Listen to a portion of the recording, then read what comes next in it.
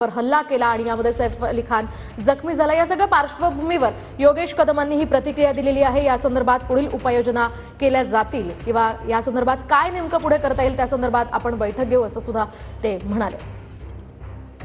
अक्षय मनकणी आमचे प्रतिनिधी आमच्या सोबत जोडले गेलेले आहेत। अधिक तपशील त्यांच्याकडून जाणून घेणार आहोत। अक्षय, सध्याचे अपडेट्स काय मिळत आहेत? ऋषाली, सध्या पोलिसांची दोन टीम जी आहे ती सध्या सैफ अली खान यांच्या घरामध्येच आहे आणि संपूर्ण या घटनेची चौकशी जी आहे ती त्यांच्याकडनं केली जाते। खरं तर जो चोर आहे तो कशा पद्धतीने या इमारतीमध्ये घुसलेला होता त्या सगळ्यांची चौकशी जी आहे ती होताना पाहायला मिळते। त्याचसोबतच फॉरेन्सिक टीम जी आहे ती या ठिकाणी दाखल झालेली आहे आणि संपूर्ण घटनेचा तपास जो आहे तो या संपूर्ण पोलिसांकडनं होताना आपल्याला सध्या तरी पाहायला मिळतोय। कोणाच्या परवानगीने हा चोर जो आहे तो या इमारतीमध्ये शिरलेला होता का या सगळ्या संदर्भाची चौकशी जी आहे ती सध्या पोलिसांकडनं या ठिकाणी करताना पाहायला मिळतात। कारण की अनेक अँगल्सने आता चौकशी सुरू झाली आहे। जवळपास 7 टीम जे आहेत गुन्हे शाखेचे ते या सगळ्या या घटनेमध्ये तयार करण्यात आलेले आहेत आणि त्यापैकी एक टीम जी आहे ती चोराचा शोध घेण्याकरता मुंबई बाहेर पाठवण्यात आलेली आहे। रात्री 2 वाजता ही संपूर्ण घटना जी आहे ती सैफ अली खान यांच्या 12व्या मजल्यावरतील घरामध्ये घडलेली आहे। त्यांच्या घरामध्ये काम करणारी जी मोलकरीण आहे एरिमिया फिलिप्स उर्फ लिमामा ही अज्ञात इसमाबरोबर बोलताना दिसलेली होती आणि त्या संवादानंतर सैफ अली खान जे आहे ते त्या ठिकाणी पोहोचलेले होते, त्या घरामध्ये पोहोचलेले होते आणि त्यानंतर सैफ अली खान आणि त्या चोराचा संपूर्ण वाद झाला आणि त्या वादानंतर चोराने चाकूने सैफ अली खान यांच्यावरती 6 वार केले। त्यापैकी 2 वार जे आहेत ते अतिशय गंभीर आहेत आणि या संपूर्ण झटापटीमध्ये चाकूचा हल्ला जो आहे तो त्या इस्माने मोलकरीणवरती सुद्धा केला। त्यामुळे या रात्री 3:30 वाजता या सगळ्या गोंधळानंतर सैफ अली खान यांना लीलावती हॉस्पिटलमध्ये ऍडमिट करण्यात आलेलं होतं। परंतु एक महत्त्वाची गोष्ट अशी की ही संपूर्ण इमारत आहे ती उच्चभ्रू वस्तीची इमारत आहे।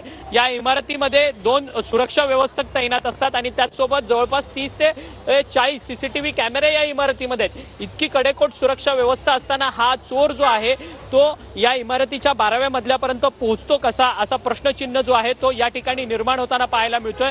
या इमारतीमध्ये तो चोर जो आहे तो शिरला तरी तो सैफ अली खान यांच्या घरामध्ये कसा शिरला हा प्रश्नचिन्ह आहे। खरं तर अनेक सिक्युरिटी डोर सिस्टीम लॉक जी आहे ती या संपूर्ण हाय प्रोफाईल सोसायटीमध्ये असते आणि समोर सीसीटीव्ही कॅमेरा असतो तुमच्या घराच्या दरवाजाच्या समोर आणि इतकं सगळी सुरक्षा यंत्रणा असताना सुद्धा हा चोर जो आहे तो सैफ अली खानच्या 12व्या मजल्यावरील घरामध्ये कसा शिरतो हा प्रश्नचिन्ह आहे।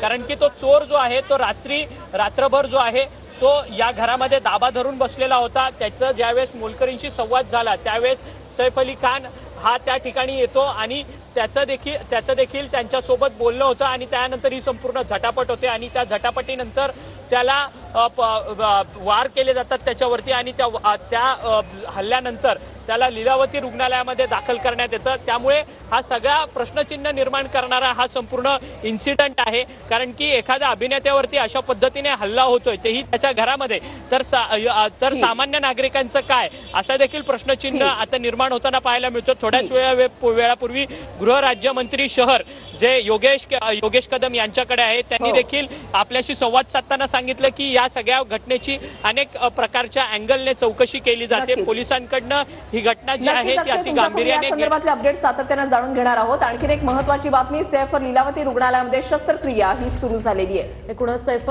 लीलावती रुग्णालयामध्ये शस्त्रक्रिया सुरू असल्याचं आपण पाहतोय। त्याच्यावर 2 वार जे आहेत ते गंभीर आहेत। मणक्यावर झालेला वार हा गंभीर असल्याचं डॉक्टरांचं म्हणणं आहे।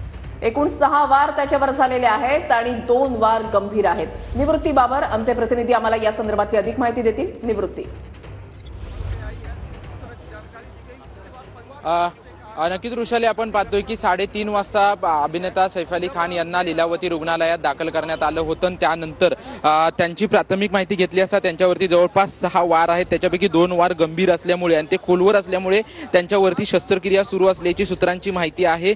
थोड्याच वेळामध्ये रुग्णालय प्रशासनाकडून जे अधिकृत स्टेटमेंट जे आहे ते देखील जारी करण्यात येणार आहे। परंतु या ठिकाणी कोणत्याही चाहत्यांनी गर्दी करू नका असं आवाहन जे आहे ते रुग्णालय प्रशासनाने सैफ अली खानच्या टीमच्या वतीने करण्यात आलेला आहे. त्याच्यावरती 6 वार जे आहेत ते 6 वार करण्यात आलेले आहेत. त्याच्यापैकी 2 वार खोलवर असल्यामुळे त्याच्यावरती शस्त्रक्रिया सुरू असल्याची माहिती मिळते आणि जे लीलावती रुग्णालयातील तज्ज्ञ डॉक्टर आहे त्या तज्ज्ञ डॉक्टरांच्या माध्यमातून खरं तर यांच्यावरती शस्त्रक्रिया सुरू आहे. डॉक्टर नितीन डांगे, डॉक्टर लीना जैन यांच्या वतीने जे आहे ते यांच्यावरती शस्त्रक्रिया केली जाते आणि त्यांचे संपूर्ण देखरेखी केली जाते. ही शस्त्रक्रिया पार पडल्यानंतर मुंबई पोलिसांची एक टीम जी आहे ती टीम या ठिकाणी सैफ अली खान यांचं स्टेटमेंट घेण्यासाठी इथे येणार असल्याची देखील माहिती मिळते. याच्या अगोदर आपण पाहिलं तर एक मुंबई पोलिसांची टीम सैफ अली खान यांच्या घरी देखील पोहोचल्याचं आपल्याला पाहायला मिळतो. संपूर्ण घराची रेकी त्याचसोबतच इतर माहिती गोळा करण्याचं काम जे आहे ते मुंबई पोलिसांची टीम वरिष्ठ अधिकाऱ्यांच्या नेतृत्वाखाली त्या ठिकाणी काम करताना पाहायला मिळते. परंतु या ठिकाणी सैफ अली खान यांच्यावरती